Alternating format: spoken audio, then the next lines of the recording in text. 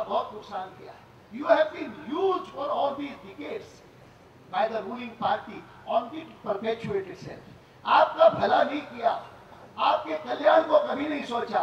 इसीलिए शाहनवाज दिवाकर ने यहाँ पर गर्व के साथ कहते हैं कि हिंदुस्तान के मुसलमानों में सबसे अधिक पर कैपिटा इनकम मुसलमानों की कहीं पर है, किसी प्रदेश में है तो वो गुजरात में है. तो मुझे लगता है कि ये है हमारा उद्देश्य, कल्याण करना उनका, उनका उपयोग नहीं करना, न जाति का, न मजहब का, न पंथ का, न धर्म का, नहीं करना. ईसाई भाई कभी कभी कुछ कह देते हैं, उनको कोई लोग बहका देते हैं.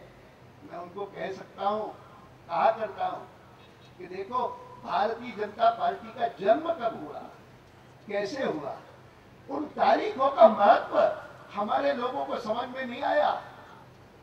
हिंदू रीति रिवाज, हिंदू त्योहार से परिचित वो नहीं पहचान पाए, ईसाई सब पहचान पाए. मैं उसके बाद केरला गया था, 1980 के वर्ष की बात. 1980 में 6 अप्रैल को भारतीय जनता पार्टी का जन्म हुआ. वह जन्म क्यों हुआ? क्योंकि 4 अप्रैल को जिस जनता पार्टी के हम हिस्से रहे 3 साल 2.5 साल, उस जनता पार्टी ने एक प्रस्ताव पारित किया और वो प्रस्ताव ये था कि जनता पार्टी का कोई व्यक्ति राष्ट्रीय स्वयंसेवक संघ से संबंधित नहीं हो सकता. ये ड्यूअल मेंबरशिप है. अगर आप राष्ट्रीय स्वयंसेवक संघ के भी सदस्य हैं तो आप जनता पार्टी में नहीं रह सकते. हमने कहा अच्छा, ये अचानक आपको अभी पता लगा? जिस समय आप हमसे आकर के विनती करते थे कि भाई अगर जनसंघ शामिल नहीं होता जनता पार्टी में तो जनता पार्टी क्या होगी? कुछ नहीं होगा. जब जयप्रकाश नारायण ने आग्रह किया आपको कहो कि जनता पार्टी नहीं बना रहे हो तो उसमें भारतीय जनसंघ को योग्य स्थान मिलना चाहिए, तब आपने उनको क्यों नहीं कहा कि ये जब संघ से अपना संबंध तोड़ेंगे तब? अरे मुझे पहले वर्षों का याद है कि एक बार जनता पार्टी के एक बड़े नेता ने आकर के कहा था कि आप राष्ट्रीय स्वयंसेवक संघ को परसुएट नहीं कर सकते कि वे भी जनता पार्टी में शामिल हो जाए. हमने कहा हम तो उनको जनसंघ में शामिल करने के लिए परसुएट नहीं कर सके, आपने क्यों करेंगे? लेकिन मैं ये स्मरण इसलिए करता हूं क्योंकि 4 अप्रैल को उस साल, उस वर्ष 80 में, it was the day of good Friday. Good Friday क्या होता है? गुड फ्राइडे ईसाई मिथोलॉजी में वह दिन होता है जिस दिन ईसा को सूली पर चढ़ाया गया, क्रूसिफिक्शन हुआ. और ईसा को 4 अप्रैल को सूली पे चढ़ाया गया और उसके 2 दिन बाद जो संडे आया उसको ईस्टर संडे कहते हैं. ईस्टर संडे क्यों कहते हैं? क्योंकि माना जाता है कि ईसा जिसको सूली पर चढ़ाया गया वह उस दिन फिर से जन्मा, रिसरेक्शन हुआ. ईस्टर संडे के दिन उसका रिसरेक्शन हुआ. तो मैंने केरल के उस सभा में जिसमें ईसाई बड़ी संख्या में आए थे, मैंने कहा देखो हमको क्रूसिफाई किया, हमारी विचारधारा को समाप्त करने की कोशिश की कि राष्ट्रीय स्वयंसेवक संघ से संबंध नहीं रख सकते. और ठीक है, हमने क्रूसिफिक्शन को स्वीकार किया, लेकिन भगवान ने कृपा की कि भारतीय जनता पार्टी के रूप में हमारा रिसरेक्शन हो गया, फिर से जन्म हो गया. और अगर जनता पार्टी के रूप में हम बने रहते तो आज जहां पहुंचे हैं वहां नहीं पहुंचते. इसका श्रेय उस सूली देने वालों को भी है, उनको भी धन्यवाद. इसका श्रेय हमको फिर से रिसरेक्शन करने वालों को भी है, भारतीय जनता पार्टी के या भारतीय जनसंघ के उन कार्यकर्ताओं को है जिन्होंने 6 अप्रैल को दिल्ली में आकर के भारतीय जनता पार्टी को पैदा किया. बहुत बड़ी उपलब्धियां हैं, बहुत बड़ी. गर्व कर सकते हैं. दुनिया के इतिहास में ऐसी स्थिति कम होगी कि जैसी हमको मिली है कि हम दुनिया भर को कह सकें इस सरकार को छुट्टी कर. कारण मैंने बताया सब और विस्तार से मैं अपने भाषण में लिखे. हर एक ने जिसने अरुण द्वारा प्रस्तुत प्रस्ताव पर बोला, हर एक ने कहा कि कैसी सरकार है, ये आतंकवाद का मुकाबला करेगी. और फिर उनकी अध्यक्षा जाकर के इस प्रकार के भाषण में जिसका उल्लेख अभी राजनाथ जी ने किया, there is an attitude of contempt towards other parties. हमने हमारी सरकार भी आई हो तब भी नहीं रखा, और हम विपक्ष में थे तब भी नहीं रखा। मुझे तो खुशी हुई कि जब नए गृह मंत्री चिदम्बरम जी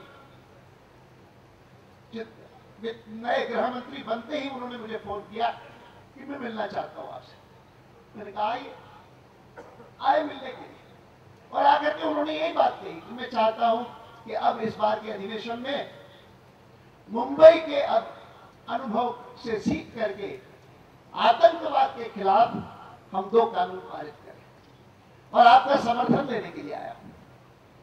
और फिर उन्होंने उन दोनों कानूनों का जिक्र किया, डिटेल्स नहीं बताए, लेकिन मैंने उन्हें कहा हाँ ठीक है बनाइए, हम समर्थन देंगे। उन्होंने कहा कि पार्टी का कोई पॉइंट्समैन आप नाम दे सकते हैं क्या, कि जिनसे मैं लगातार सलाह मशवरा करता रहूं, प्रावधान जो बनेंगे उन प्रावधानों को अंतिम रूप देने के लिए। मैंने कहा हमारे पूर्व गृह मंत्री हैं, अरुण जेटली है, विधि मंत्री, कानून मंत्री, विधि मंत्री है, लॉ मिनिस्टर, उनको कहिए। उनका ठीक है। उसके बाद उनसे सलाह मशवरा हुआ, हमको संतोष नहीं हुआ उन्होंने जो कानून बनाया, लेकिन संतोष न होते हुए भी मैंने जब संसद में पहले बोला मुंबई के सवाल पर, तब मैंने महाभारत के उस प्रसिद्ध घटना का उल्लेख किया कि जिसमें गंधर्वों ने जब हमला किया था कौरवों पर, उनमें से किसी को पकड़ करके ले गए थे और वो सहायता चाहते थे पांडवों से, और पांडवों ने आपत्ति की, युधिष्ठिर को कहा कि इनको क्यों सहायता करें, ये तो हमारे खिलाफ बोलते हैं, हमेशा सब कुछ खिलाफ काम करते हैं, इनको नियुक्त करना चाहिए। तब युधिष्ठिर ने जो जवाब दिया था भीम को, अर्जुन को, और कहा कि ये सही है कि जब हम आपस में हैं तब वे 100 है, हम 5 हैं, लेकिन जब किसी दूसरे का सवाल है, दूसरा कोई हम पर हमला करता है, वो हम पर करे या उन पर करे, तो उस समय कभी मत भूलना वयम पंचाधिकम शतम, हम उस समय 105 है, हम वो 100 और हम 5 ऐसा नहीं, हम 105 है। यह भाव राष्ट्रवाद से उपजा है, राष्ट्र सर्वोपरि इस भाव से उपजा है, और उसको लेकर के हम आज भी चलते हैं। हमारी सरकार आए ये हम चाहते हैं, लेकिन हमारी सरकार आने के बाद भी यह देश अगर शिखर तक पहुंचेगा तो उसमें सबका सहयोग चाहिए, सबका सहयोग चाहिए। यह पार्टी दूसरे प्रकार की पार्टी है, इसको प्रमाणित करना है, विपक्ष में भी शासन में भी, और गर्व करना चाहिए कि हम political party like the others नहीं है, वी आर पार्टी। कभी कभी लोग हमारी आलोचना करते हैं, ये क्या करते हो, देखो वो क्या करते थे, मैंने कहा वो जो करते थे हम वही करें, तो फिर पार्टी में डिफरेंस कैसा होगा, नहीं होगा। मैं अपने पत्रकार बंधुओं को भी कहता हूं, कोई बैठे हो उनको भी कहता हूं,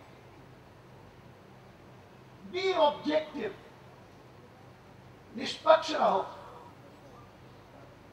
चतुराई से देश नहीं चलता, न विपक्ष चला सकता है, न शासन चला सकता है, न पत्रकार चला सकते हैं।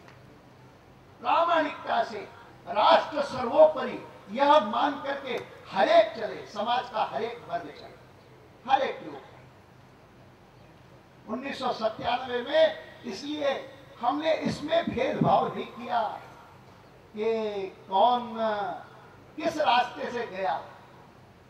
बहुत आलोचना करते थे अम्बेडकर, गांधी जी की बहुत आलोचना करते थे, लेकिन मैंने अम्बेडकर की जब फिल्म देखी